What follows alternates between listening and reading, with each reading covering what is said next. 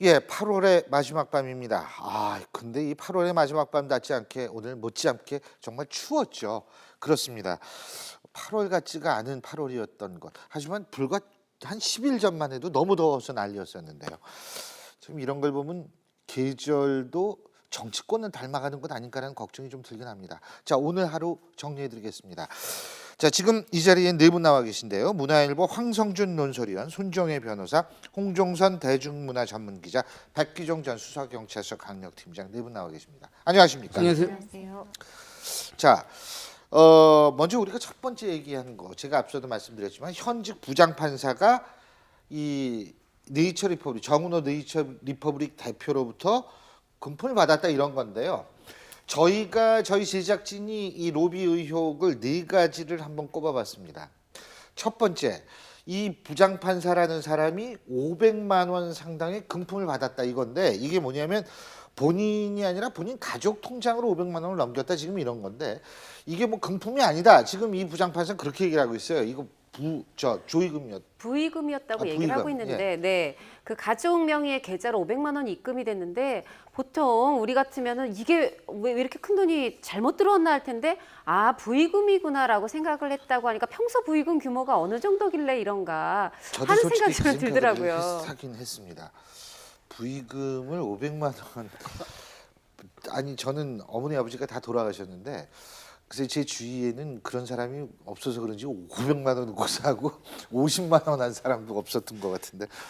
예. 사실 사회적으로 보편타당한 그런 부조금이나 축의금이나 이제 보통 우리가 일반 상식을 넘어서는 것은 사실 우리 뭐 손정희 변호사 계시지만 판례도 결국은 뇌물이다라고 하는 판례도 있거든요. 그런데 어쨌든 500만 원 상당을 부조금으로 받았다라고 하는 측면은 뭔가 인정받기 어려운 그런 금품이 아닌가 싶습니다. 그래서 통상 일선에서도 그 수사 경험칙상 보면은 부조금이나 축의금, 결혼 축의금이나 또 상해를 당했을 때 부조금 명목으로 뭐 500만 원, 1000만 원, 뭐 몇백만 이렇게 하거든요. 근데 이런 부분이 나중에 수사를 해보면 결과적으로 그게 뇌물이었다는 그런 일선 사례도 꽤 있습니다. 말씀하신 것처럼 우리가 김영란법에서 일정한 기준을 제시하고 있는데 사회통념상 너무나 과다한 금액은 반드시 부정한 이익과 결부되기가 쉽습니다. 그렇기 때문에 통상적인 기준을 넘어서 수백만 원의 어떤 부의금은 솔직히 말하면 부의금 명목으로 받았는지도 여부도 확인되지 않고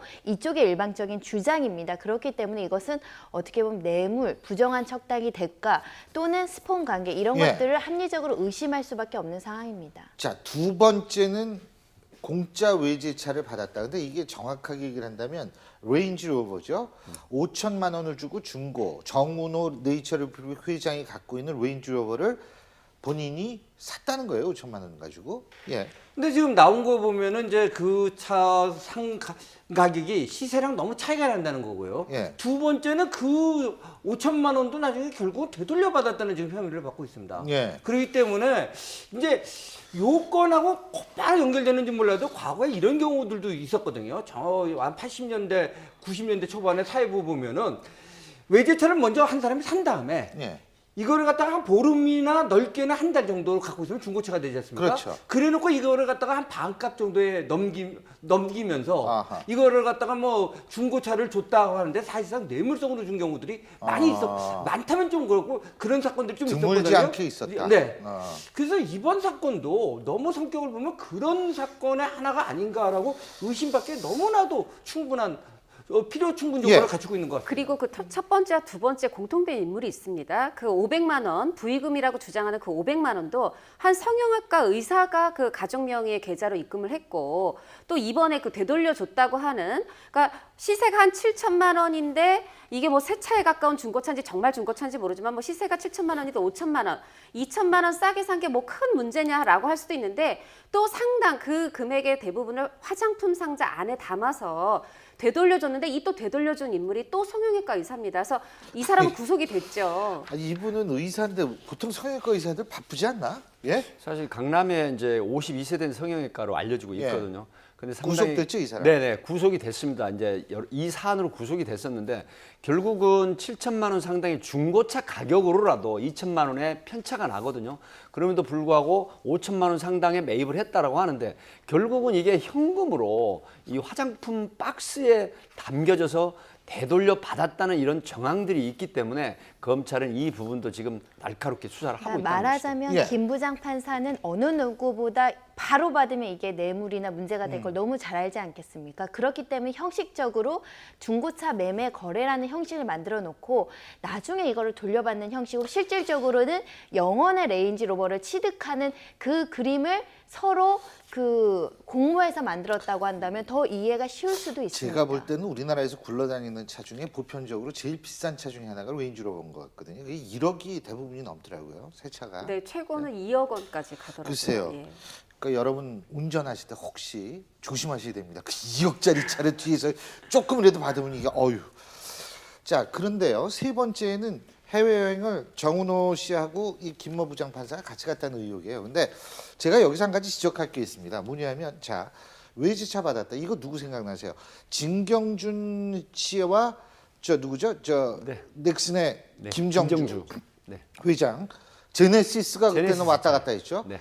그때는 근데 주식 산 돈을 다시 이 뭐죠? 꾸었다가 돌려줬다가 다시 돈을 받았죠.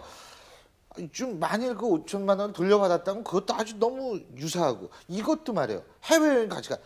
둘이 해외여행 갔었죠. 김정주하고 진경준하고. 갔죠. 뭐 그죠? 심지어는 뭐 둘이 간 게 아니라 본인이 혼자 갈 때도 그쪽에서 이제 비용을 받아갖고 아. 갔다는 걸로 나왔지 않습니까? 예. 네.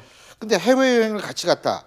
이게 너무나 유사해요. 두 사람은 어디 갔냐면 마카오하고 베트남을 같이 간 모양이던데요. 예.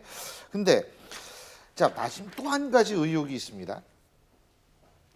딸이 후원받은 미인 대회에서 1등을 받았다. 여기서 후원은 누가 했느냐면 네이처 리퍼블릭이 후원했다는 거죠. 이것도 물론 의혹입니다. 예? 뭐 이 딸의 미모가 너무 출중해가지고 그렇게 될 수도 물론 있습니다. 네, 그리고 이 미인대회가 뭐 실제로 그렇게 그러니까 뭐 지덕체 상을 뽑고 이러는 데예요. 뭐, 예. 뭐 평화상, 환경상 뭐 이런 부분이기 때문에 어떻게 보면 미모만 중요한 데는 아니지만 예. 당시에 이 실제로 네이처 리퍼블릭이 수억 원의 협찬을 했고 예. 그 상 중에는 네이처 리퍼블릭 상도 있었습니다. 아. 그런데 이제 그 상이 아니라 1등 상을 이 부장 판사의 딸이 받았다라고 하는데 네. 이때 이런 소문이 있었다고 합니다. 그러니까 이거 물론 이건 참가자의 일방적인 주장입니다만 참가자 한 사람이 이번에 그 협찬을 한 네이처 리퍼블릭 대표의 조카가 출전을 했다더라. 아마 그 사람이 좀 수상을 할 것 같다더라. 그러니까 이제 실제로 진짜 조카는 아니죠. 김 부장판사와 정 전 대표가 뭐 이게 형 동생이라고 부르는 사이라고 했다는데 뭐 그렇게 해서 삼촌이라 부르고 조카가 됐는지는 모르겠습니다만, 그러니까 사실관계가 딱 맞진 않습니다. 실제 삼촌과 조카가 아니니까 사실관계는 맞지 않지만 당시에 이제 이런 소문이 돌 정도로 좀 말하자면은 공공연한 사실이었다는 거죠. 어쨌든 제가 볼 때는 이 김모 부장판사라는 분이 우리가 아까 얘기한 네 가지의 의혹을 샅샅이 좀 본인의 입장을 증거와 함께 밝혔으면 좋겠습니다. 왜 그러냐 하면 이 자꾸 떨어지고 있는 사법부의 어떤 신뢰, 사법부에 대한 신뢰, 이러한 것을 사실 본인이 이걸 명명백백하게 밝히면 다시 그 신뢰를 보여줄 수 있는 기회 아니겠어요? 한번 지켜보겠습니다.